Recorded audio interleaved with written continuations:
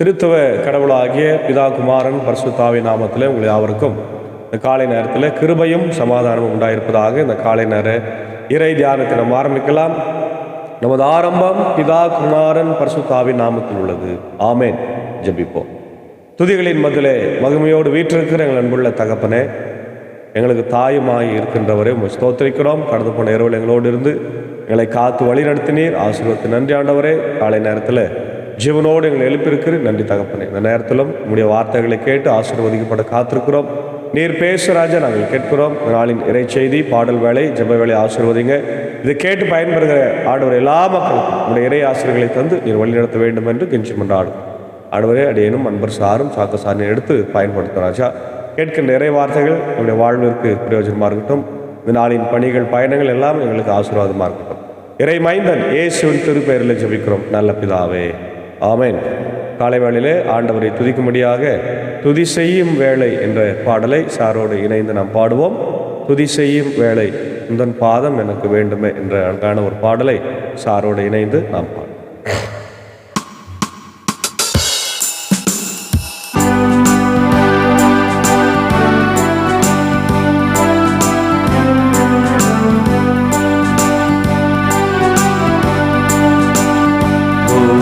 செய்யும் வேளை உந்தன் பாதம் எனக்கு வேண்டுமே. துதி செய்யும் வேளை உந்தன் பாதம் எனக்கு வேண்டுமே. என் ஆத்மாரே என்னை சாரே உம்மை பாடி போற்றுவே. என் ஆத்மாரே என்னை சாரே உம்மை பாடி போற்றுவே. துதி செய்யும் வேளை உந்தன் பாதம் எனக்கு வேண்டுமே.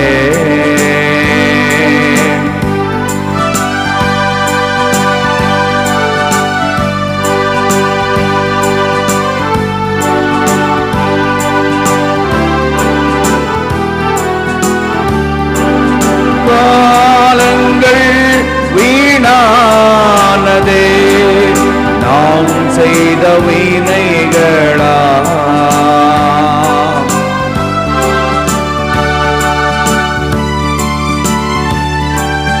காலங்கள் வீணானதே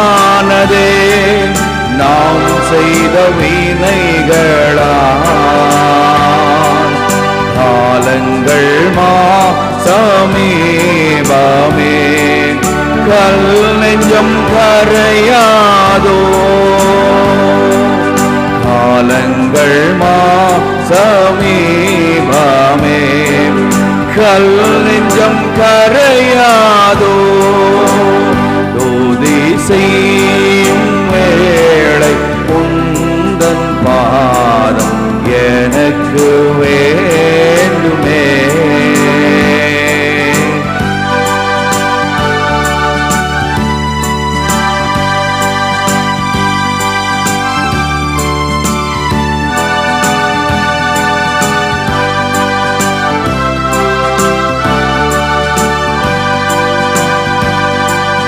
பெற்ற தாயும் தந்தையும் என்னை கைவிட்டாலும்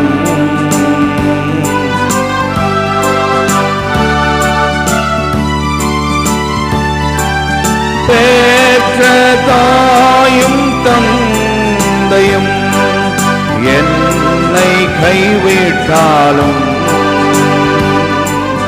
மாறாத தேவகரம் என்னை வாரி அணைக்குமே.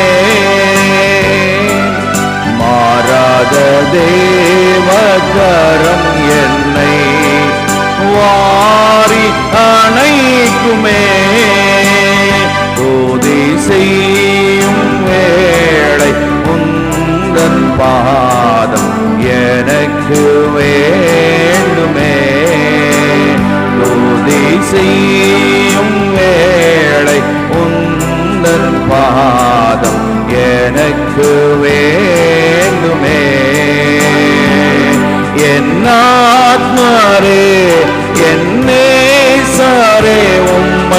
பாடி போற்றுவேன். என் ஆத்மரே என் நேசரே உம்மை பாடி போற்றுவேன். துதி செய்யும் வேளை உந்தன் பாதம் எனக்கு வேண்டுமே.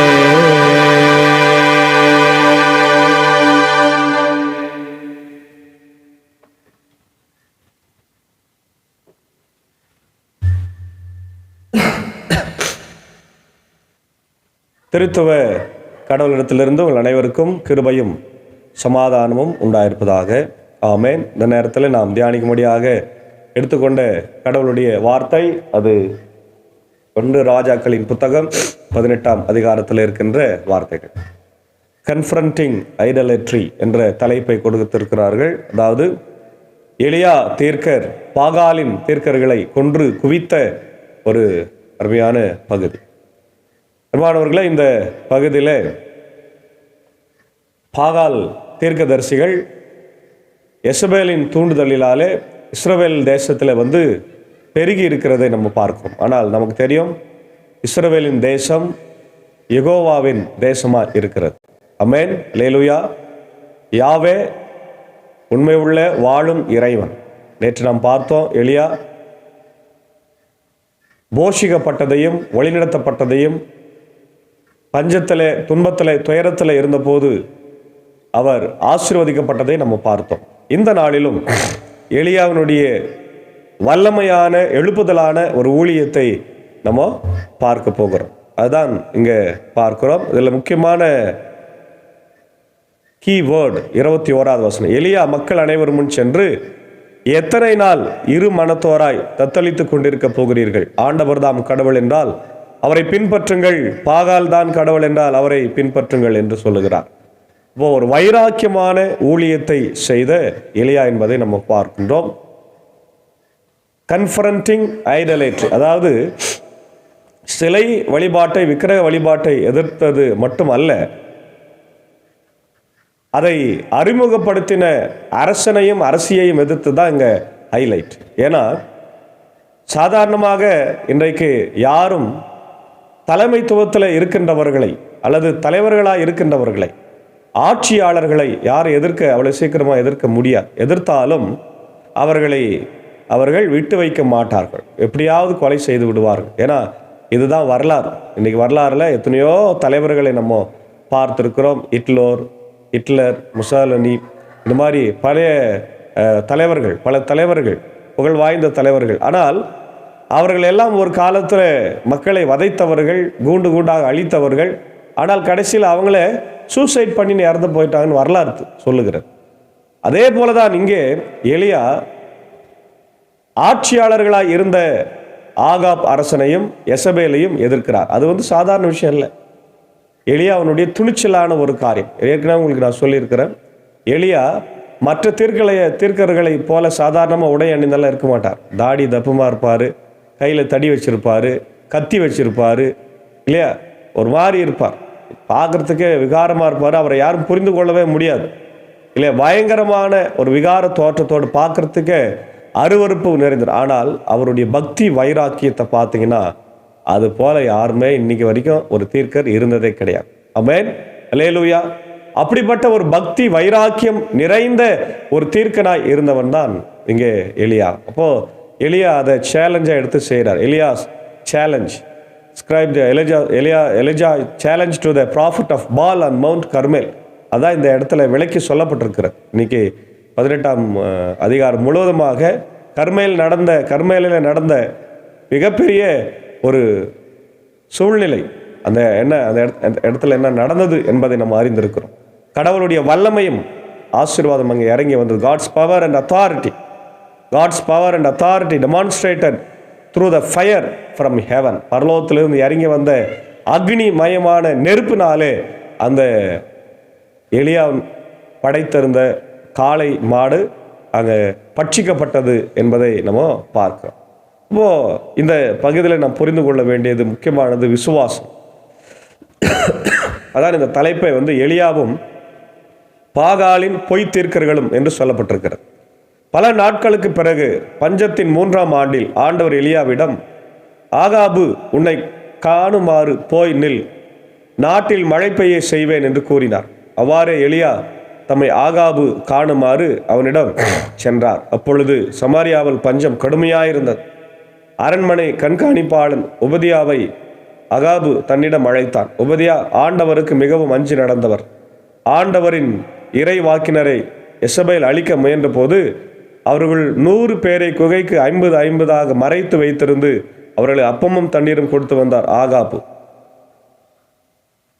ஆகாபு உபதியாவிடம், நாடெங்கும் சென்று எல்லா நீரூற்றுகளையும் நீரோடைகளையும் பார்ப்போம். ஒருவேளை குதிரைகளுக்கும் கழுதைகளுக்கும் உயிர் வாழ தேவையான புல் கிடைக்கலாம், நம்முடைய கால்நடைகளை இழக்க வேண்டி இராது என்றான். சுற்றி பார்ப்பதற்கான நாட்டை பிரித்து கொண்ட பின் ஆகாபு ஒரு திசையை நோக்கி சென்றார். உபதியா மறு திசையை நோக்கி சென்றார். போகும் வழியிலே உபதியா திடீரென எலியாவை சந்தித்தார். அவரை அடையாளம் கண்டு கொண்டு தாழ்ந்து வணங்கி, நீர் என் தலைவர் எலியா தாமே என்றார். அவர், ஆம், நான் தான். நீ உன் தலைவரிடம் சென்று எலியா வந்துள்ளார் என்று சொல் என்றார். அப்பொழுது உபதியா, நான் என்ன பாவம் செய்தேன்? அடியானாகிய என்னை ஆகாபு கொலை செய்யும்படி நீர் ஏன் அவனிடம் கையளிக்கிறீர்?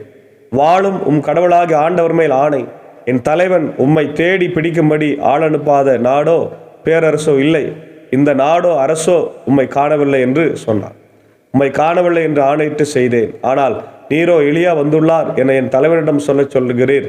நான் உம்மை விட்டு அகன்றவுடன் ஆண்டவரின் ஆவி உம்மை எனக்கு தெரியாமல் தூக்கி கொண்டு போய்விடலாம். ஆகாபிடம் சென்று நான் தெரிவிக்கையிலே உம்மை அவன் காணவில்லை எனில் என்னை கொண்டு விடுவான். அடியானாகிய நான் இளமை முதல் ஆண்டவருக்கு அஞ்சி நடந்திருக்கிறேன் என்று சொல்கிறான். உபதியா ஒரு நல்ல மனிதன், ஆண்டவருக்கு அஞ்சி நடந்தவர் இல்லையா? அதே நேரத்தில் உபதியா என்ன பண்ணுறாரு, எலியா நான் வந்துக்கிறேன் போய் சொல்லு பண்ண உடனே பயப்படுறார். இவ்வளோ நாள் நான் உன்னை மறைச்சி வச்சுருந்தேன், உன்னை பற்றி நான் சொல்லலை ஆகாபுக்கு. ஆனால் சொன்னாக்கா என்ன பண்ணுவார், அவர் என்னையும் கொன்றுவார் உன்னையும் கொன்றுவார், ஏன் இந்த வேலை அப்படின்றார். இப்போ ஆண்டவரின் இறைவாக்கினரை எசபேல் அழிக்க முயன்ற போது அவர்கள் 100 பேரை குகைக்கு 50 மறைத்து வைத்து அவர்களுக்கு அப்பமும் தண்ணீரும் கொடுத்து வந்தது பற்றி நீர் கேள்விப்பட்டவில்லையா? இப்படி இருக்க நான் என் தலைவனிடம் சென்று எலியா வந்துள்ளார் என்று சொல்லுகிறீர், என்னை அவன் கொண்டு விடுவான் என்றார். அப்பொழுது எலியா, நான் பணியும் படைகளின் ஆண்டவர் மேல் ஆணை, இன்று அவன் காணுமாறு அவன் முன் நிற்பேன் என்றார். உபதியா புறப்பட்டு ஆகாபை சந்தித்து இதை தெரிவித்தார். உடனே ஆகாபு எலியாவை சந்திக்க சென்றான். ஆகாபு எலியாவை கண்டதும் இஸ்ரேலரிடையே கலகமூட்டுகிறவன் நீதானா என்றான். அதற்கு எலியா, இஸ்ரேலரிடையே கலகமூட்டுகிறவன் நான் அல்ல, நீயும் உன் தந்தையின் வீட்டாரும் தான். ஏனெனில் நீங்கள் ஆண்டவரின் கட்டளைகளை புறக்கணித்து பாகால் பின்னே செல்கிறீர்கள். இப்போதே ஆள் அனுப்பி இஸ்ரேல் மக்கள் அனைவரையும் கார்மேல் மலையில் என் முன்னிலையிலே ஒன்று திரட்டு. இசபேலின் பந்தியில் உணவருந்தும் பாகாலின் 450 பொய் வாக்கினரையும் அசேராவின் 400 பொய் வாக்கினரையும் கொண்டு வந்து சேர் என்றார். அவ்வாறே ஆகாபு இஸ்ரேல் மக்கள் அனைவரையும் அழைத்தான். பொய் வாக்கினரையும் கர்மேல் மலையில் ஒன்று திரட்டினான். எலியா மக்கள் அனைவர் முன் சென்று, இத்தனை நாள் இரு மனதோராய் இருந்திருக்கிறீர்களே, இப்போ வாங்க, ஆண்டவர் தம் கடவுள் என்றால் அவரை பின்பற்றுங்கள், பாகால் தான் கடவுள் என்றால் அவனே பின் செல்லுங்கள். இந்த சம்பவம் எல்லாம் நான் உங்களுக்கு நல்லா புரியுன்னு நினைக்கிறேன் இல்லையா? ஆகாபை போய் எலியா சந்தித்த பிறகு எலியா சொல்றாரு, நீ ஏன் தப்பு பண்ணினுங்கிற? நீ கடவுளுக்கு பயந்து நடக்கிறது இல்லையா? நீ பாகாலுக்கு பின்னாடி போற. அதாவது ஆட்சியாளர்களை நம்ம குறை சொல்லுவது என்பது சாதாரண விஷயம் அல்ல, விமர்சனம் பண்ணுவது வேற. ஆனால் நேருக்கு நேராக போய் சொல்றாரு, நீ செய்யறது தவறு அப்படின்னு சொல்லி சுட்டி காண்பிக்கிறது ரொம்ப ரேர் இல்லையா? அது ஒரு சில தீர்க்கர் தான் செய்கிறாங்க. தீர்க்கருடைய வேலை அது. பழைய ஏற்பாடு காலத்தில் எல்லா தீர்க்கர்களுமே கடவுளுக்கு பயந்து கடவுளுக்கு அஞ்சு நடந்ததுனால மக்களுக்கு பயப்படாமல் தைரியமாக வாழ்ந்தாங்க. ஆனால் இன்னைக்கு இருக்கின்ற ஆயர்கள், சபையில் இருக்கிற பொறுப்பாளர்களுக்கு, தலைவர்களுக்கு அஞ்சு நடந்து எங்கே சம்பளம் தரம் போயிடுவாங்களோ, எங்கே தங்களை மதிக்காமல் போயிடுவாங்களோன்னு சொல்லி அவர்களுக்கு பயந்து அவர்கள் செய்கிற தவறுகளை சுட்டி காண்பிக்கின்றாத ஆயர்களும் இன்றைக்கி இருக்கிறார்கள். அதனால தான் சபைகள் இன்றைக்கி வளராமல் சீரழிந்து போய் கொண்டிருக்கிறத நம்ம பார்க்குறோம். நம்முடைய திருச்சபைகளுடைய சீர்கெட்ட நிலைமையை நம்ம இன்றைக்கி பார்க்க முடிகிறது.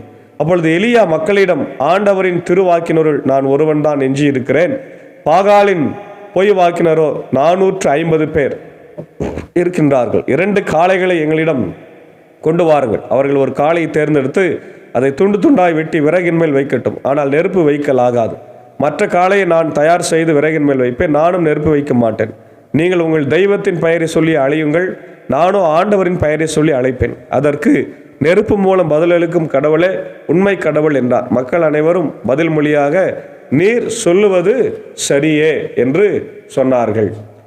அதன் பிறகு எலியா பாகாலின் பொய் வாக்கினரிடம், நீங்கள் அதிகம் பேராக இருப்பதால் முதலில் நீங்கள் ஒரு காளையை தேர்ந்தெடுத்து தயார் செய்யுங்கள், ஆனால் நெருப்பு மூட்டாதீர்கள் என்றார். அவ்வாறே அவர்கள் தங்களுக்கு கொடுக்கப்பட்ட காளையை கொண்டு அவர்கள் தயார் செய்த பின் காலை முதல் நண்பகல் வரை பாகாலின் பெயரை கூப்பிட்டு பாகாலே பாகாலே வாரும் வாரும் கத்தினார்கள். ஆனால் எக்கொருளும் கேட்கப்படவில்லை, எப்பக்கத்திலும் பதில் வரவில்லை. எனவே அவர்கள் தாங்கள் கட்டிய பலிபீடத்தை சுற்றி ஆடலாயினர். நண்பகல் ஆயிற்று.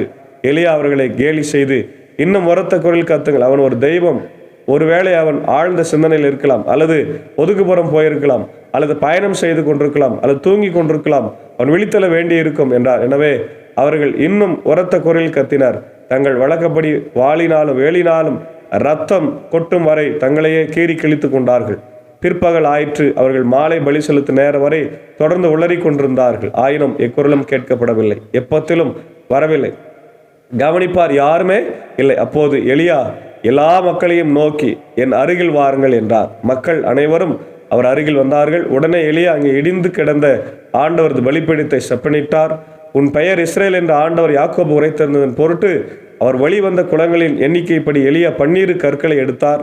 அக்கற்களை கொண்டு ஆண்டவர் பெயரில் ஒரு பலிபீடத்தை கட்டி அப்பலிபீடத்தை சுற்றிலும் 2 உழவுகால் அகலம் உள்ள வாய்க்காலை வெட்டினார். அதன் பின் விறகு கட்டைகளை அடுக்கி காளையை துண்டு துண்டாய் வெட்டி அவற்றின் மேல் வைத்தார். 4 குடங்கள் நிறைய தண்ணீர் கொண்டு வந்து எரிபலியின் மேலும் விறகு கட்டையின் மேலும் ஊற்றுங்கள் என்றார்.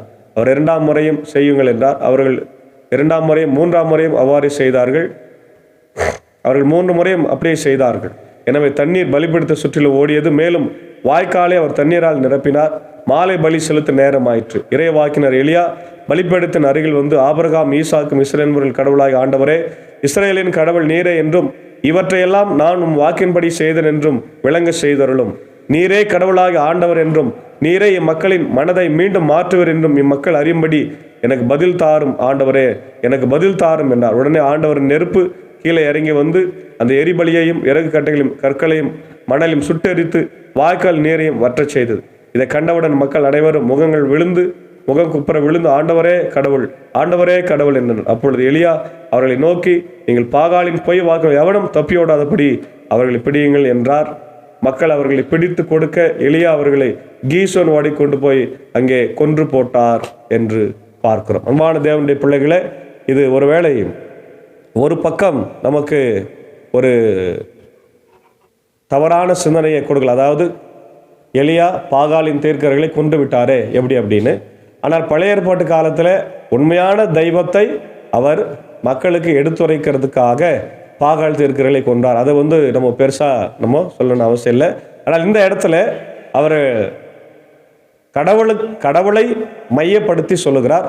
கடவுள்தான் ஜீவனுள்ள தேவன், உண்மையான கடவுள், இஸ்ரவேலின் தேவனை தவிர இந்த உலகத்தில் வேற யாரும் இல்லை, பாகால் அதெல்லாம் ஒன்றுமே இல்லை அப்படின்றது தெளிவுபடுத்துகிறார் இல்லையா. அது கன்ஃபரண்டிங் ஐடோலேட்ரி அப்படின்னு நம்ம பார்க்கோம். Standing in faith, firm in the faith. 2வது கடவுளுடைய வல்லமை, அத்தாரிட்டியை அவர் டெமான்ஸ்ட்ரேட் பண்ணி சொல்கிறாரு.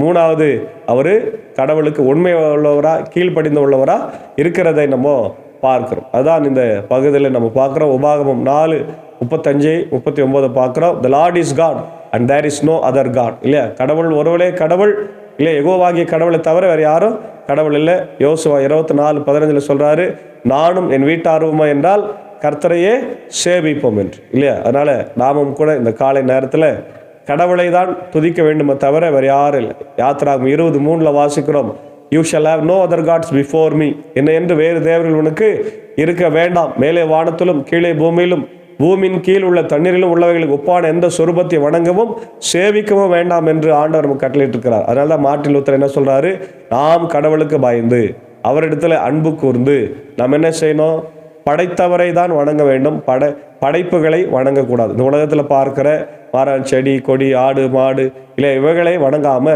படைத்த தெய்வம் இறைவன், இந்த உலகத்தை படைத்தவர், நம்ம எல்லாம் படைத்தவர் இல்லை யாவே கடவுளை வணங்க வேண்டும் என்று இந்த அருமையான வாக்கியத்திற்கு ஆண்டவர் நமக்கு கற்றுக் கொடுக்கின்றார். அது அடுத்தது உபாகமம் 6ஆம் அதிகாரம் 4-5 பார்க்கிறோம். உன் முழு இருதயத்தோடு, முழு ஆத்மாவோடு, முழு பலத்தோடு உன் கடவுளாகிய கர்த்தரிடத்துல அன்பு கூறுவாயாக. இதற்கு இணையான கண்பறை உன்னை போல பிறனை நேசி. அது மட்டும்தான், வேற எதுவுமே கிடையாது. அப்போ கடவுளை நம்ம முழு பலத்தோடு, முழு ஆர்வத்தோடு நம்ம அன்பு செய்வது நம்முடைய வாழ்க்கையில மிக முக்கியத்துவம் வாய்ந்ததா இருக்கிறது. சங்கீதம் 97:7 பார்க்கிறோம். அனைத்து கடவுள்களும் கடவுளுக்கு முன்பாக, யெகோவா கடவுளுக்கு முன்பாக பணிந்து கொள்வார். அப்படின்னா உலகத்துல எந்த கடவுளும் இல்லை. அதாவது தேவதூதர்களை இன்னைக்கு எல்லாருமே கடவுள் என்று சொல்கிறார்கள் இல்லையா? அந்த தேவதூதர்கள் எல்லாமே என்ன செய்யறாங்க? கடவுளுக்கு முன்பாக வணங்குகின்றார்கள். ஆகவே அன்பான தேவனுடைய பிள்ளைகளே, எலியா காலத்துல எலியா பக்தி வைராக்கியமாய் அவன் இருந்தான். பாகாலின் தீர்க்கர்களை கொன்று போட்டான். ஆட்சியாளனுக்கு முன்னாடி போய் தைரியமா நின்று நான் வணங்குகிற கடவுள் தான் உண்மையான கடவுள் என்று சொன்னார். அதுபோல நாமும் கூட உண்மையான தெய்வமாக இயேசு ஆண்டவரை இந்த உலகத்திலே நாம் வணங்க வேண்டும். ஏனால் அவர்தான் நமக்காக பாவங்களை ஏற்றுக்கொண்டு நமக்காக சிலுவையில் மரித்து ரத்தம் சிந்தி நம்மை மன்னித்திருக்கிறார், நமக்கு புது வாழ்வு தருகிறார். எனவே அப்படிப்பட்ட இறைவனை நாம் சாட்சியாக அறிவித்து இந்த உலகத்துல நாம் அவரை தவிர வேற தெய்வம் இல்லை என்பதை உணர்ந்து மற்ற தெய்வங்களுக்கு பின்பாக போகாம, பொருளாசை, பண ஆசை இல்லையா, அதுக்கு பின்னாடி போகாம, பதவி ஆசைக்கு போகாம நம்ம ஆண்டவருடைய பிள்ளைகளாய் வாழ தூய ஆவியானவர் தான் இந்த நாளிலே நமக்கு உதவி செய்வாராக. ஆமேன். ஜெபிப்போம். எங்களை நேசிக்கிற நல்ல தகப்பனே, இந்த காலை நேரத்திற்கு நன்றி செலுத்துகிறோம். கேட்ட வார்த்தைகளுக்கு ஸ்தோத்திர ராஜா. நாங்களும் விக்கிரங்களுக்கு பின்னாடி போகாம யாவே கடவுள் தான் உண்மையான கடவுள், இயேசு ஆண்டவர் தான் உண்மையான மேசியா என்பதை உணர்ந்து நாங்கள் நற்சாட்சி பெற கர்த்தர் கிருபை தார். இந்த நாளிலே இந்த இறை வார்த்தைகளை கேட்டுக்கொண்டிருக்கிற அகில உலகத்தில் இருக்கிற எல்லா மக்களுக்காக நான் ஜெபிக்கிறோம். America, UK, Australia, New Zealand, Philippines, gulf countries, Asia கண்டம், உலகத்தில் இருக்கிற 5 கண்டத்தின் மக்களையும் ஆண்டவர் ஆசீர்வதிங்க. என்னுடைய இந்திய தேசத்தை ஆசீர்வதிங்க. என்னுடைய ஆட்சியாளர்களை ஆசீர்வதிங்க. குறிப்பாக எங்களுடைய இந்திய தேசத்தின் ஆட்சியாளர்களாகிய ஆண்டவர் ஜனாதிபதி, பிரதமர், ஆண்டவரே அனைத்து ஆண்டவரே அமைச்சர்கள், MLA, MPக்கள், என்னுடைய தமிழ்நாட்டின் முதலமைச்சர், கவர்னருக்காக ஜபிக்கிறோம்.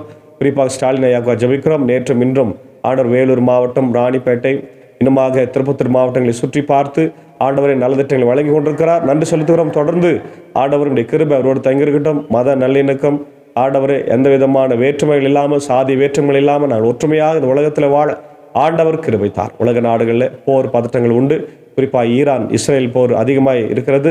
2 பக்கமும் மிக அதிகமான இழப்புகள் இருக்கிறது. அதெல்லாம் ஆண்டவரை மாறி சமாதானமான ஒரு சூழ்நிலை என் தேவன் ஏற்படுத்த கிருபை தார். உக்ரைன் ரஷ்யா போரும் மாறட்டும், அமைதி நிலவட்டுறாங்க. இதனால ஏழை எளிய மக்கள் கஷ்டப்படுறாங்க, சாப்பாட்டுக்கு இல்லாமல் அவதிப்படுறதை நாங்கள் பார்க்கிறோம். அதே போல உலகமெங்கும் இருக்கிற ஆபத்து, நாச மோசங்கள், வியாதிகள், பலவீனங்களிலிருந்து காத்துறணும்.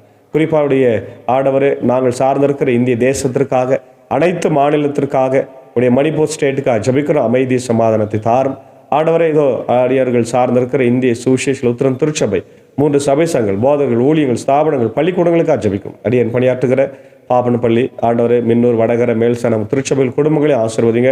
என்னுடைய அன்பான கண்கடியா இறையல் கல்லூரிக்காக ஜபிக்கிறோம். நேற்று முதல் செயல்பட தொடங்கி இருக்கிறது. அதில் எந்த பிரச்சனை இல்லாமல் அமைதியாய் சமாதானமாய் வாழ அவர்கள் கிருபை தார். தொடர்ந்து எங்கள் எல்லா திருச்சபைகளையும் ஆயர்களையும் கர்த்தர் ஆசீர்வதிக்க வேண்டுமாய் ஜபிக்கிறோம். ஆண்டவரே, இந்த ஊழியத்தில் இருக்கிற அன்பர் சாரியும், என்னுடைய ஏஞ்சாக்காவே அன்பான பிள்ளைகள், மாத்தால் மறையலையும், சாகு சாரி டீச்சரையும், அடியனையும் அப்படின்னு எடுத்து பயன்படுத்துங்க. எல்லா ஆண்டவரே புகழும், ஆண்டவரே கனமும் மகிமையும் ஒருவருக்கு, எங்களுக்கல்ல கர்த்தாவே, எங்களுக்கல்ல, உடைய நாமும் மாத்திரமே மகிமைப்பட வேண்டும் என்று நான் கெஞ்சி மன்றாடுகிறோம். இந்த நேரத்தில் பிறந்த நாட்களை காணுகின்ற, திருமண நாட்களை காணுகின்ற ஒவ்வொருவருக்கும் ஜபிக்கிறோம். குறிப்பாக என்னுடைய இந்து ஹையர் செகண்டரி ஸ்கூலுடைய அன்புக்குரிய ஆசிரியர் திரு சுரேஷ் அவர்களுக்காகவும், கண்கடி MLA அன்புக்குரிய ஆசிரியை திருமதி பிரபா சுரேஷ் அவர்களுக்காக ஜபிக்கிறோம். நாளில் என்னுடைய 10வது திருமண நாளை நன்றி செலுத்துகிறாங்க. ஆண்டவர் 10 ஆண்டுகளாக வழிநடத்திருக்கிறீர். எல்லா சூழ்நிலையிலும் உடன் இருந்திருக்கிறீர். வாழ்க்கையில மேடு பள்ளம் எல்லாவற்றையும் மாற்றியிருக்கிறீர். நல்ல குழந்தைகளை தந்திருக்கிறீர், பணிகளை தந்திருக்கிறீர், திருச்சபையில விசுவாசத்தை தந்திருக்கிறீர். நன்றி செலுத்துகிறோம். தொடர்ந்து அவர்கள் எப்பொழுதும் ஒற்றுமையாக இணைப்பிரியாமல் ஆண்டவரை சந்தோஷம், சமாதானம், நல்வாழ்வு, ஆண்டவர் சுகம், பலன், ஜீவனை பெற்று சாட்சியாக தம்பதிகள், நல்ல தம்பதிகளாக ஆக்கில்லா பிரிஸ்கில்லாவை போல ஆண்டவரே, இதோ ஏசு ஆண்டவரின் அன்பு தாயார் மரியாள் யோசேப்பை போல அவர்கள் ஒற்றுமையாய் வாழ கர்த்தர் நீர் கிருபை தர வேண்டுமாய் கெஞ்சி மன்றாடுகிறோம். அதே போல் ஆண்டவர் இந்த நாளிலே பிறந்த நாட்களை, திருமண நாட்களை காணுகின்ற எல்லாரையும் ஆசீர்வதிங்க. பலவீனமாக இருக்கிற மக்களை ஆசீர்வதிங்க.